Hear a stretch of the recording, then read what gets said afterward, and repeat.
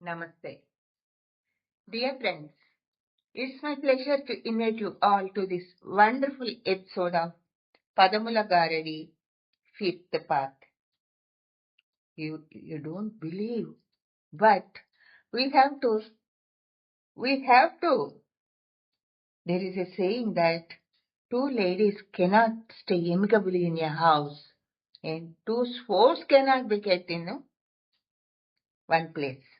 But these words are so strong, so amicable, so understanding, and so concerned with each other, even though they, there are, you have to trust me, even though there are antonyms in them, they are existing so happily, amicably, and worshipping Telugu Talli.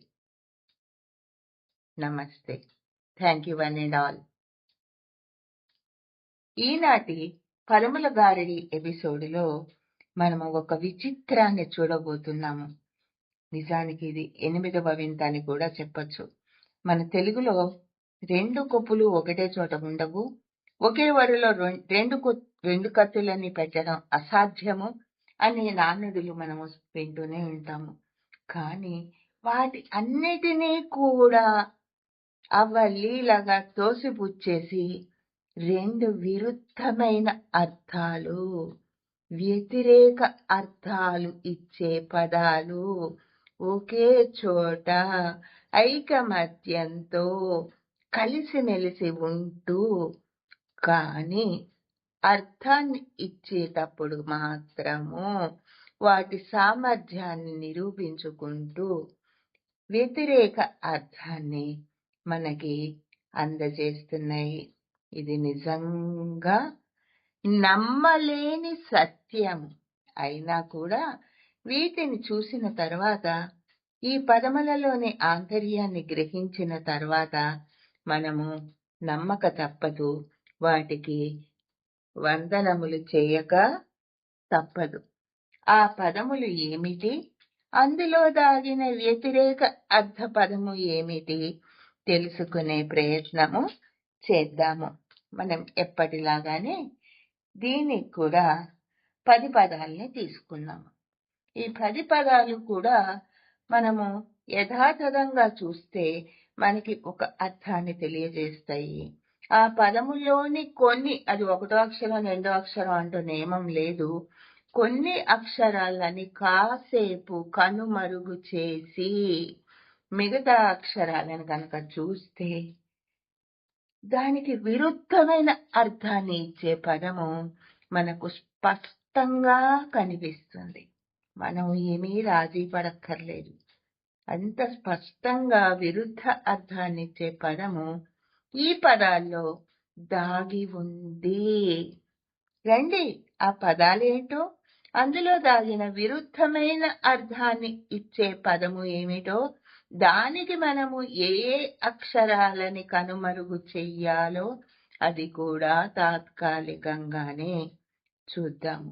ఇంకెందుకు ఆలస్యము, వచ్చేయండి. ఇప్పుడు మనము ఇక్కడ మొదటి పదము కలివిడి. అబ్బా, వాళ్ళు ఎంత కలివిడిగా ఉంటారండి, కలిసిమెలిసి ఉంటారండి. రామయ్య గారిది ఉమ్మడి కుటుంబం, జాయింట్ ఫ్యామిలీ, కంబైన్డ్ ఫ్యామిలీ, కానీ అందులో అందరూ కూడా కలిసి మెలిసి ఒక్కడిగానే ఉంటారు అని చెప్తారు. అప్పుడు కలివిడి అనే పదాన్ని మనం యథాతథంగా తీసుకున్నామనుకోండి, కలిసి మెలిసి అనే అర్థం మనకి వస్తుంది. ఆ కలివిడిలోంచి ఈ విడి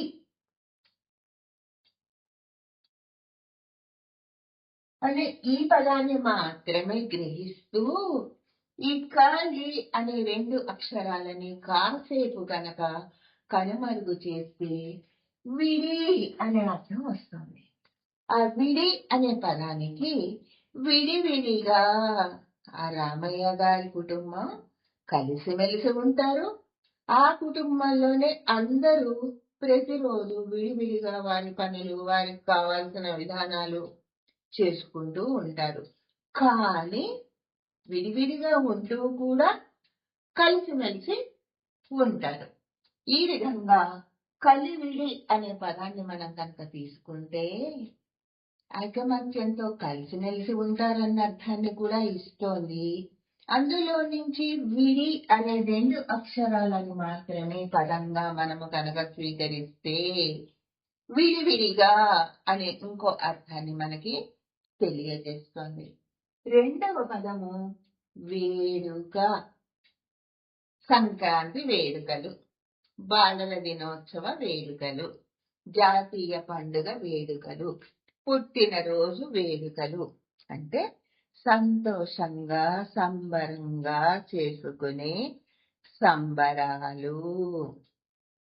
ఆ సంతోషాన్ని తెలియజేసే, సంబరాలని తెలియజేసే పదమును కొంచెము గమనించి అందులో నుంచి కా అనే ఈ అక్షరమును మాత్రము కనుమరుగు చేసుకుని వేడు అనే పదాన్ని మనం తీసుకున్నాం అనుకోండి. వేడుకున్నాడు, ప్రాధేయపడ్డాడు, బతిమలాడాడు అని ఒక దీనావస్థలో ఉన్న వ్యక్తి ఆ ఇబ్బందిని తొలగించమని భగవంతుని కాని, ప్రభువుని కాని, స్నేహితుని కాని, ఆ గ్రామ పెద్దని కాని వేడుకున్నాడు.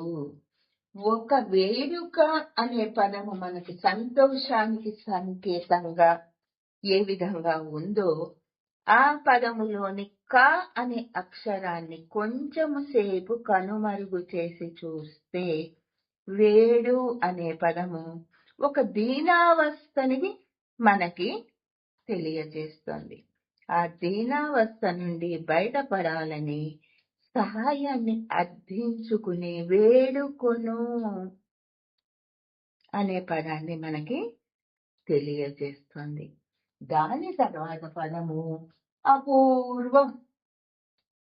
నా పూర్వం, అపూర్వం, ఇంతకు ముందు లేనిది, మొట్టమొదటిసారి ఇప్పుడు చూస్తున్నాము. దాన్నే మన వాళ్ళు నా భూతో నా భవిష్యతి, పూర్వకాలంలో లేదు, వచ్చే రాబోయే కాలంలో కూడా వస్తుందో రాదో తెలియదు అనే విధంగా చెప్తారు. అంటే చాలా అరుదైనది, ఇప్పటి వరకు కని విని ఎరుగనిది అని చెప్పటానికి అపూర్వం అని పదాన్ని మనం వాడుతున్నాము. ఆ పదములోని ఆ అనే ఒక్క అక్షరాన్ని, ప్రథమ అక్షరాన్ని కనుమరుగ చేస్తే పూర్వము అనే పదము పూర్వము లేనిది అనేది తెలియజేస్తుంది. అపూర్వము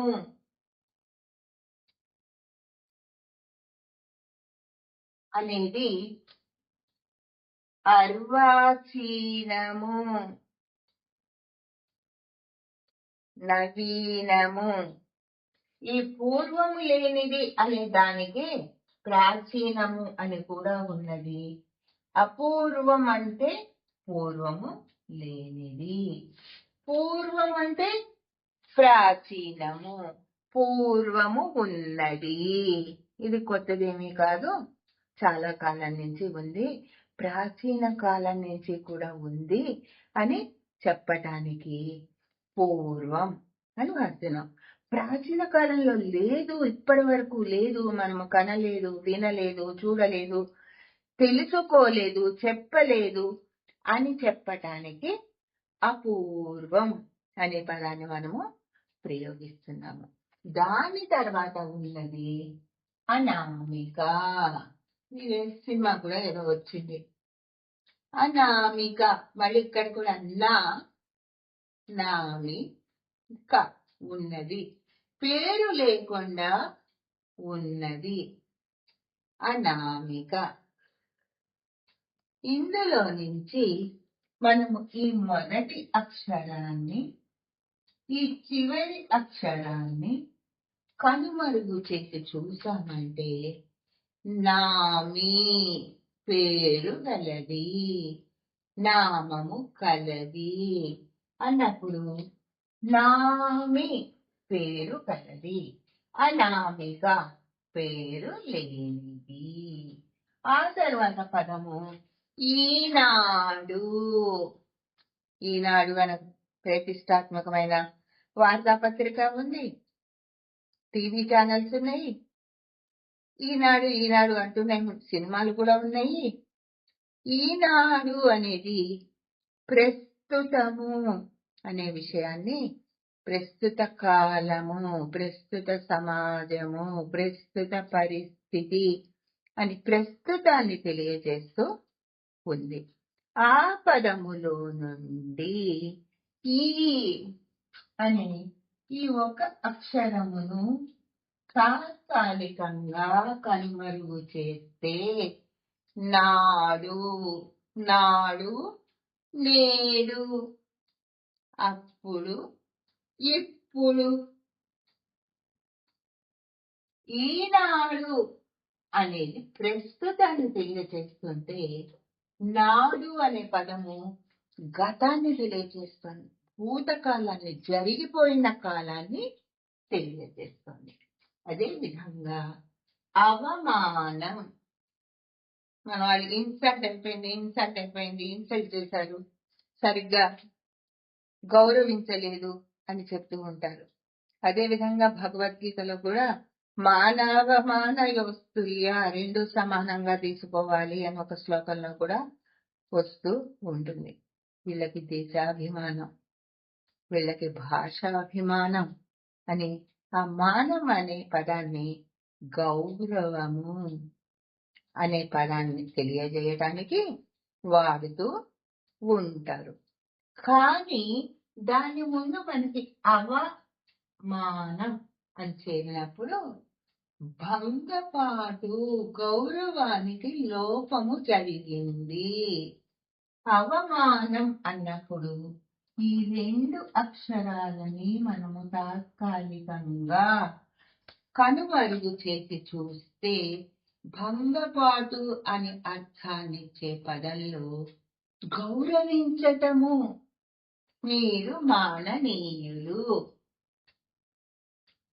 గౌరవింపదగిన వారు అని చెప్పే ఈ మానం అనేది గౌరవానికి సంకేతంగా ఉంటే దాని ముందు వచ్చి చేరిన ఆ వ అని రెండు అక్షరాలు కలిసి అవమానం, గౌరవము లేకుండా చేయబడినది, జరగబడినది. ఒక విధంగా సత్కారం, స్వీకారం అనే పదాలు కూడా మనం వాడుతూ ఉంటాం. కానీ అవి రెండు వేరు వేరు అక్షరాలు ఉన్నాయి. ఇక్కడ ఒకే పదము ఉంది, ఆ పదములోంచి కొన్ని అక్షరాలని కొంతసేపు మాత్రమే కనుమరుగు చేసుకొని గమనిస్తే ఆ పదము మనకి విరుద్ధమైన అర్థాన్నిచ్చే పదమును కూడా స్పష్టముగా ప్రకటింప చేస్తోంది. తరువాత పదము వినయము, వినయ విధేయతలు, చాలా మంచి స్వభావము. వినయముతో పెద్దల పట్ల వినయమును కలిగి ఉండుట, మంచి స్వభావము. ఎంత సంపద ఉన్నా, ఎంత విద్య ఉన్నా వినయశీలిగా ఉండటము మెచ్చుకోదగిన స్వభావము. అలా వినయము అనే పదము ఒక మంచి గుణమును, మంచి స్వభావాన్ని, సత్ఫలితాలని ఇచ్చే సద్గుణాన్ని తెలియచేస్తుంటే ఆ పదములో నుండి వి అనే ఒక పదమును, ఒక అక్షరమును దూరము చేసి నయము, వినయము మంచి లక్షణము అయింది. వి అనే ఒక అక్షరాన్ని దూరము చేసి చూస్తే నయము అనే పదము మనకి కనిపిస్తోంది. నయము అంటే నటనము. ఇదే మనము ఎన్నో కథల్లో, ఎన్నో సంఘటనల్లో మంచి వాళ్ళుగా నటిస్తూ, స్నేహితులుగా నటిస్తూ మోసం చేసే విషయాలు గమనిస్తూనే ఉంటాము. ఎప్పటి పులి బంగారు కంకణం నుంచి ప్రస్తుత పరిస్థితుల దాకా నమ్మించి మోసము చేయటము, దానిని నయ వంచన అంటారు.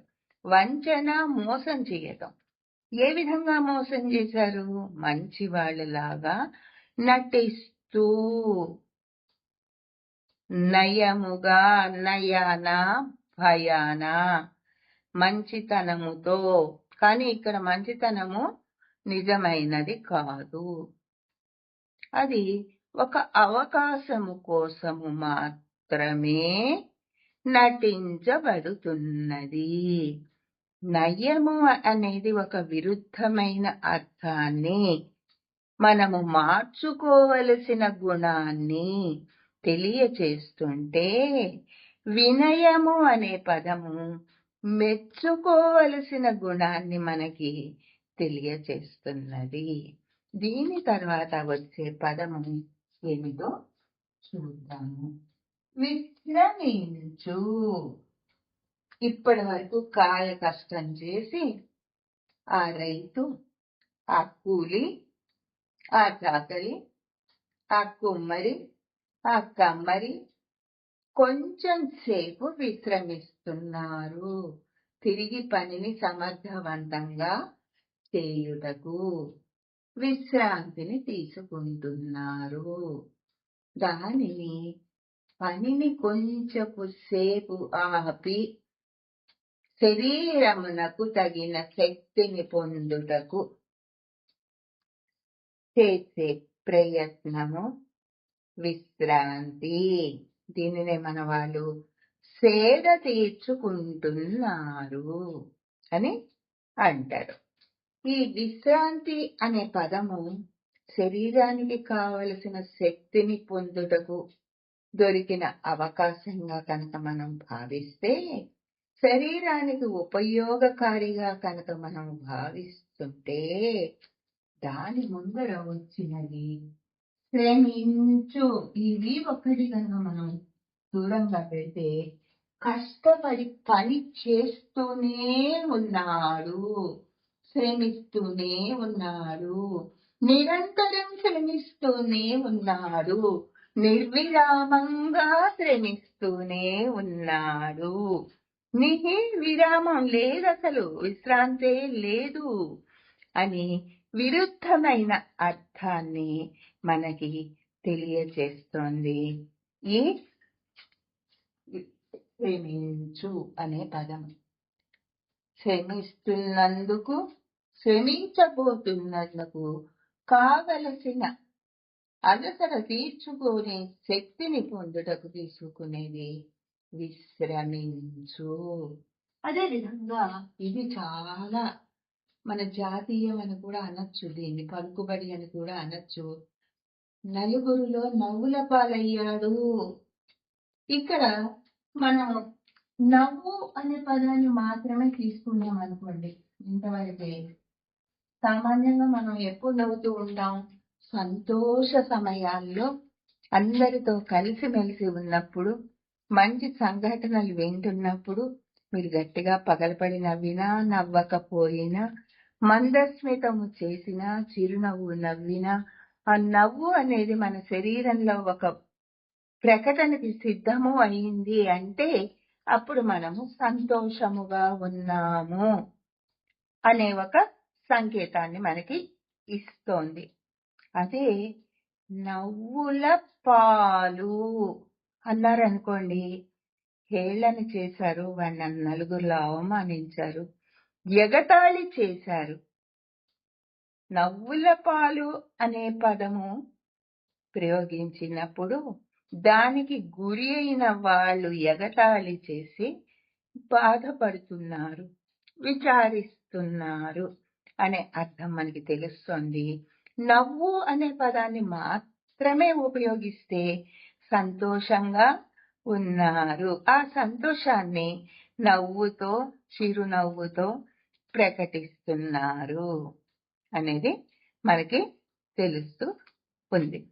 అదే మహాభారతంలో మయసభలో దుర్యోధనుడు నవ్వుల పాలయ్యాడు, నవ్వలేదు.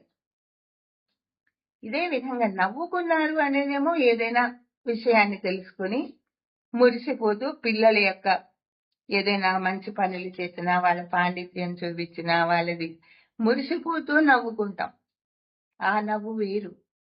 నవ్వుల పాలు అవ్వటము అనేది అవమానపరచబడటము, భంగపాటు పొందటము, దానిని చూసి వేరే వాళ్ళు మనని పరిహసించటము. ఈ తర్వాత వచ్చే పదము పరాజయము. ఇది ఎప్పుడు వింటూనే ఉంటాం. క్రికెట్ మ్యాచ్ కానీ, ఇంకో మ్యాచ్ కానీ, యుద్ధాల్లో కానీ. జయము అంటే దానిని మనం పొందగలగటం, పరాజయం పొందలేకపోవడం. పరాజయము అనే పదము యథాతథంగా తీసుకుంటే ఓడిపోవడము, పొందలేకపోవడము అనే అర్థాన్ని మనకి ఇస్తోంది. ఆ పదములో నుండి పరా అనే ఈ ఒక్క పదాన్ని తీసుకుంటే కనుక జయం మనదే అని విజయ సూచికగా ఉంటుంది. ఈ విధంగా తెలుగు పదాలు తమలోనే విరుద్ధమైన, వ్యతిరేకమైన అర్థాన్ని ఇచ్చే పదాలని కూడా ఒద్దికగా నింపుకుని తమ పెద్ద మనసుని మనకి చాటుతున్నాయి. ఇంకేవైనా మీకు ఇలాంటి పదాలు కనుక తెలిస్తే వాటిని కామెంట్స్ రూపంలో పెడతారని ఆశిస్తూ ఇప్పటికి నేను సెలవు తీసుకుంటాను. నమస్తే. జై తెలుగు తల్లి.